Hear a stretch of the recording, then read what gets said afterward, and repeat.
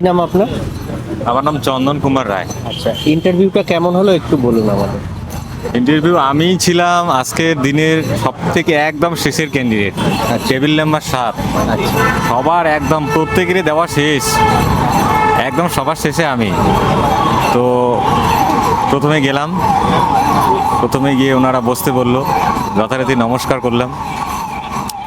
নিজের সম্পর্কে বলুন, নিজের সম্পর্কে যা যা বলার পর যখনই শুনলো যে আমার সাবজেক্ট গ্র্যাজুয়েশন ইংলিশ, বেশ তাহলে আপনি ইংলিশ থেকে কিছু পড়ান।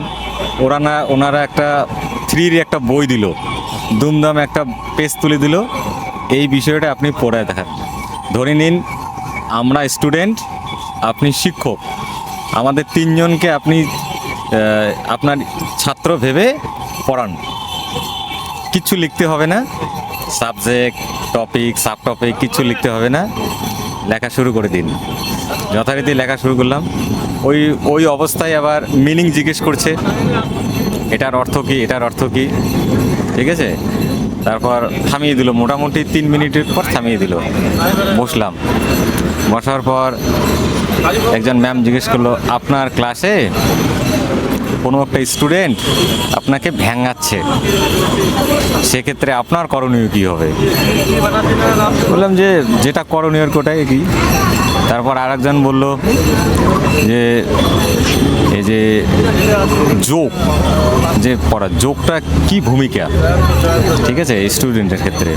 আর একজন বলল ওয়ার্ল্ড যে ম্যাপটা আছে, আচ্ছা, ঠিক আছে, এই যে গ্লোবটা আছে, গ্লোবটা আপনি বাচ্চাদেরকে কেমন করে বুঝাবেন যে এটা পৃথিবী, ঠিক আছে, কোনগুলো কি, 2-3টা ক্যারেক্টারিস্টিক্স বলুন।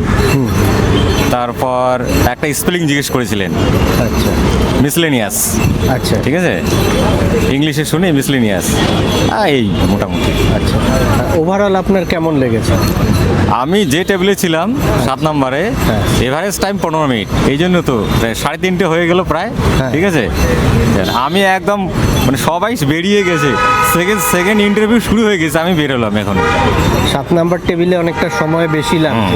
প্রায় 15 মিনিট। আগের ক্যান্ডিডেটরাও সেরকমই অভিজ্ঞতা শেয়ার করলেন আমাদের সঙ্গে। 7 নম্বর টেবিল প্রায় 15 মিনিট। ঠিক আছে, অনেক ধন্যবাদ, আচ্ছা। ভালো থাকবেন। কি নাম আপনার? আমার নাম বিল্টুর রহমান। আচ্ছা, ইন্টারভিউয়ের অভিজ্ঞতাটা একটু আমাদের সঙ্গে শেয়ার করুন। ইন্টারভিউ কিন্তু খুব দারুণ ছিল। আমাকে সেরকমভাবে কোনো বেশিটা কঠিন কোশ্চেন করা হয়নি। আচ্ছা। আমাকে বলা হয়েছিল যে 1 থেকে 5 পর্যন্ত যে কোনো একটি কবিতা আপনি আমাদেরকে শোনান। আমি শুনিয়েছি। আর পরবর্তী আমাকে বললো আমার সাবজেক্ট, সেই সাবজেক্টের উপর কোশ্চেন দিয়েছিল। আচ্ছা, আমাকে খাদ্য শৃঙ্খল সম্পর্কে একটা ডেমো দিতে বলেছিল, আমি খাদ্য শৃঙ্খল ডেমো দিয়েছি। আচ্ছা, আবার সেখান থেকে খাদ্য শৃঙ্খল সম্পর্কে যে আনুষঙ্গিক যে কোশ্চেনগুলো হয়, সেই কোশ্চেনগুলো আমাকে করেছিল, আমি সেটা উত্তর চেষ্টা করেছি দেওয়ার মতো ঠিকঠাক। আর কোনো কোশ্চেন? না, আমাকে আর কোনো কোশ্চেন করেনি। আর বলেছিল একটা কোশ্চেন যে আপনি ক্লাসে বাচ্চাদেরকে কীভাবে মেনটেন করবেন, সেই বিষয়ে ঠিকঠাক। আচ্ছা, কত নাম্বার টেবিলে ছিল? আমার 4 নাম্বার টেবিল ছিল। ওভারঅল এক্সপিরিয়েন্স কেমন? খুব ভালো। আচ্ছা, ভালো। ঠিক আছে। ম্যাডাম, নাম কি আপনার? রিঙ্কি বিশ্বাস। ইন্টারভিউটা কেমন হলো একটু বলুন। হ্যাঁ, ইন্টারভিউ মোটামুটি ভালোই হয়েছে। আচ্ছা, কি ধরনের কোশ্চেন এসছে? আমাকে তো মানে প্রথমে বসতে বললো, তারপরে আমাকে জিজ্ঞেস করা হলো যে আমার কোন সাবজেক্ট। আমি বললাম সংস্কৃত। ওখানে একজন সংস্কৃতের ম্যাডামও ছিলেন, তিনি আমাকে বললেন যে সংস্কৃতের মানে ছোট ছোট বাচ্চাদের কিভাবে আমরা সংস্কৃত শেখাতে পারি আর কি।